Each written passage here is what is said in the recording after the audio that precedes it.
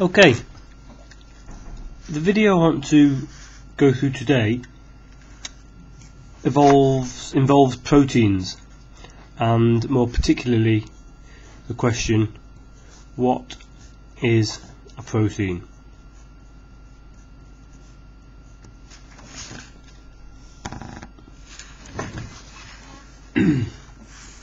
Typically, proteins are a linear sequence of amino acids.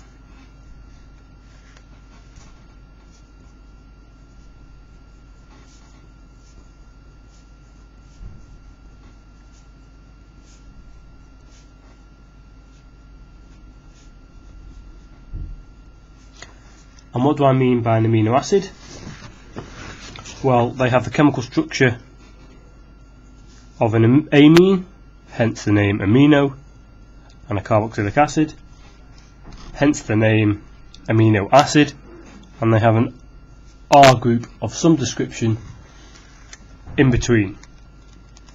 That means that we're left here with a chiral center in all of the amino acids except for glycine. So in glycine, R equals H, and that is not chiral. But in all of the other 19 amino acids that you find in proteins in the body, R is not a hydrogen, and so this center has 4 different groups attached. It has the nitrogen, it has the carbon of the acid, it has the hydrogen that we haven't drawn, and it has whatever the R group is. Now in nature, the naturally occurring species is the L amino acid, which equates to S in the RS nomenclature that you did, or that you will have done before. So if you use your priority rules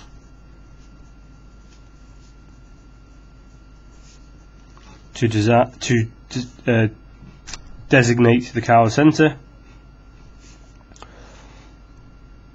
all amino acids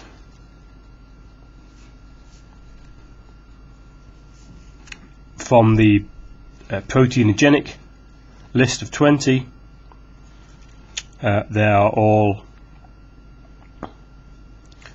S configuration, except for glycine, which is not chiral, and also except for cysteine.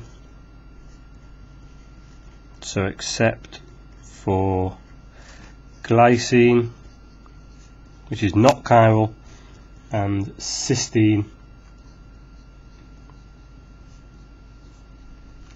which has the same absolute stereochemistry, but we say that that's the R chiral center because if you use your priority rules, sulfur has a higher atomic number than oxygen. But the actual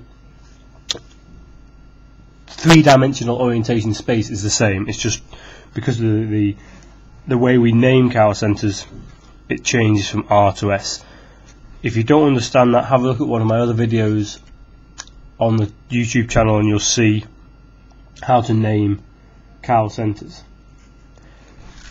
Okay, so that's the amino acids which build up together in a linear sequence to form proteins. What about this R group? What is R?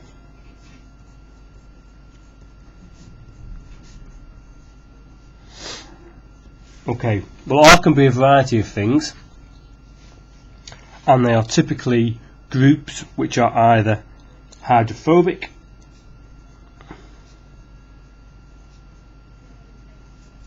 they could be groups which are hydrophilic, and they are groups which can be aromatic. So hydrophobic are groups which hate water by definition.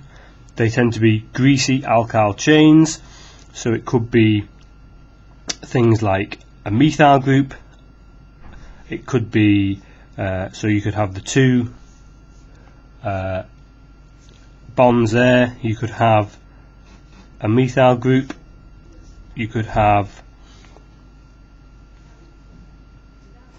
an isobutyl group, etc. And all of these are hydrophobic amino acids. The hydrophilic amino acids are water loving, so they tend to be more polar and more charged. And so, for example, you could have, so in all of these cases, the group on the left would be nitrogen, group on the right would be the acid, but I'm not defining the stereochemistry here. In the case of hydrophilic, you could have groups such as aspartic acid,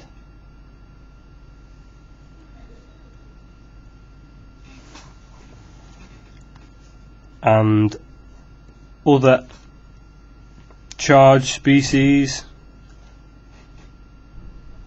such as lysine. These are very polar. This can be deprotonated and be charged. This is protonated and is charged. They're very hydrophilic.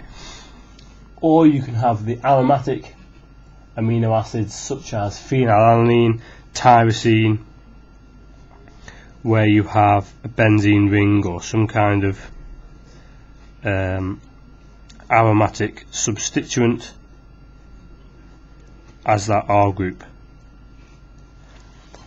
And it's these side chains, along with the functional groups in the amine and the acid, which allow you to form non-covalent interactions with your drugs.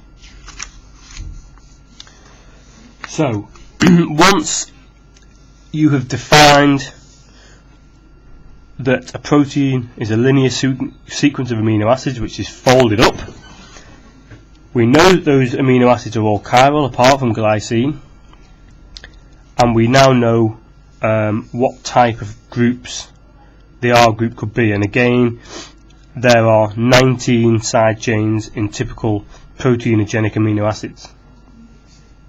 So how do these form together to give you a linear sequence? Well, they do so by forming amide bonds.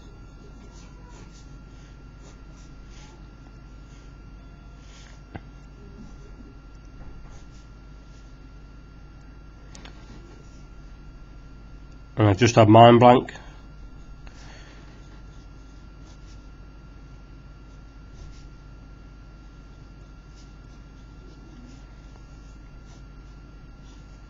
So this is how, so you have here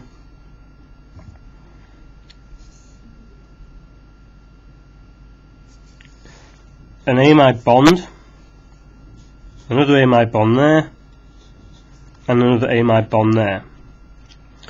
So each of these components is the amino acid that we had up here.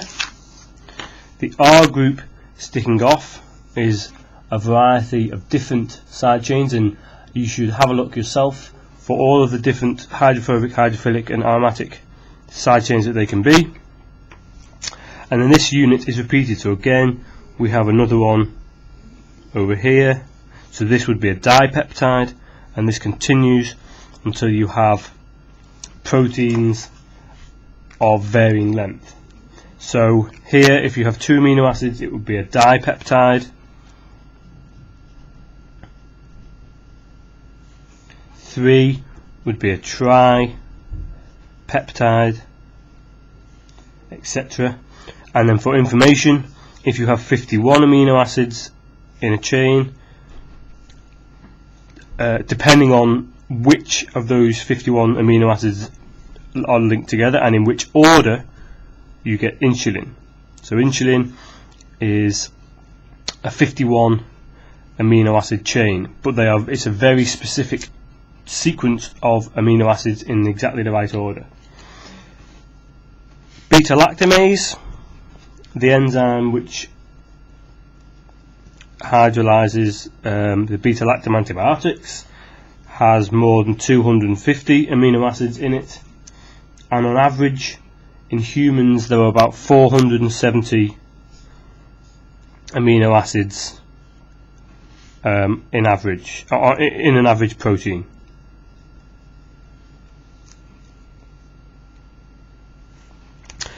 And so because our peptides and proteins are made up of amino acids which are joined together in a chain, and all but glycine have a chiral center, that means your protein and your peptide is also chiral.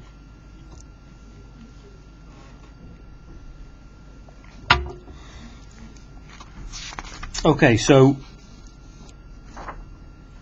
once you have the linear sequence, we call that sequence, that linear sequence,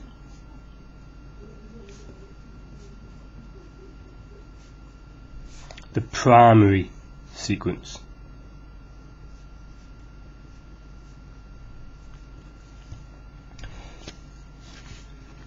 When amino acids are formed in a linear sequence, they sometimes begin to fold. So this linear sequence